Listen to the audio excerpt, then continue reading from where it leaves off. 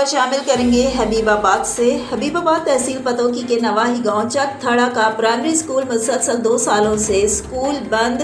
300 से ज्यादा बच्चे तालीम से महरूम, बच्चे दर बदर की ठोकरें खाने पर मजबूर।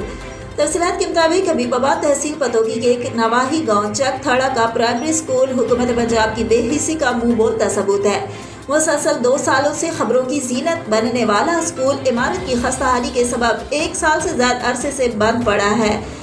पेमा और पैफ इदारों की गफलत है या हुकूमत की नाअहली, लेकिन 300 के करीब बच्चे तालीम से महरूम हो चुके हैं। कोई बच्चा भीख मांगने पर मजबूर हुआ और कोई वर्कशॉप या होटलों पर काम करने पर। वतनी अजीज की तरक्की और तालीम के बड़े बड़े दावेदार बेहिसी की चादर ओढ़े सोए हुए हैं। इदारों के आला अफसरान से शिकायत पर कोई उसको ऑन नहीं करता। गवर्नमेंट कहती है पेमा के पास जाओ और पेमा कहती है गवर्नमेंट के पास।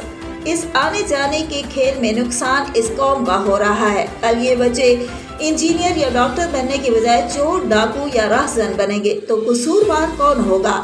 वालिदैन या इदारे या वो हुक्मरान जो अरबों के तालीम के नाम पर फंड जारी करके खा जाते हैं। इलाका मकीनों का एक बार फिर वज़ीर आला पंजाब परवेज इलाही से नोटिस लेने का मुतालबा।